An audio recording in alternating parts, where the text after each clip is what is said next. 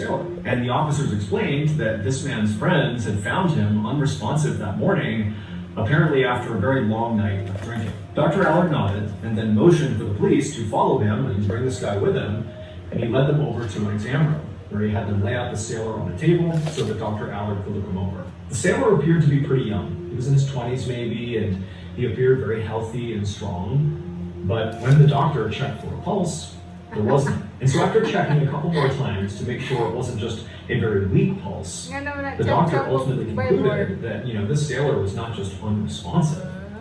The sailor was dead. And if Dr. Allard had to guess, he very likely died from alcohol poisoning, given his friends said the night before this guy had had a heavy night of drinking, and here he was. So, Vivor. alcohol poisoning. So this hospital had a policy for how to handle the death of foreigners. It was often, vacant. There was nobody there. And so it was a peaceful place to go walking. And so, he's strolling through the cemetery like usual, and he's not seeing anybody like usual. But as it began to get dark, he was walking down this one row of headstones, and he looked up ahead, and he could have sworn he saw somebody standing behind the tree, with their body sort of half out of the tree, half behind the tree, sort of half obscured. And he stopped, and he's looking, and the whole thing just sort of fell off. What is this person doing? Is that a person? What's going on here? And so he's staring, and as he's looking, sure enough, this dark silhouette steps out from behind this tree. And the way they stepped out, it was like they stepped out, turned, and faced Dr. Allard, and just stood there,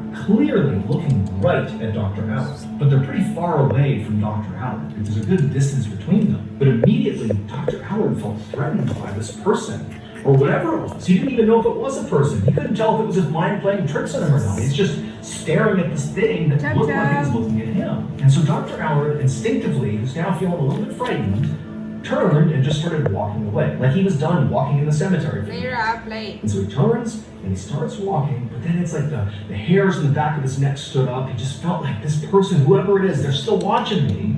And so he stopped after just a couple of steps, and he turned back around, and now this figure is clearly marching directly towards Dr.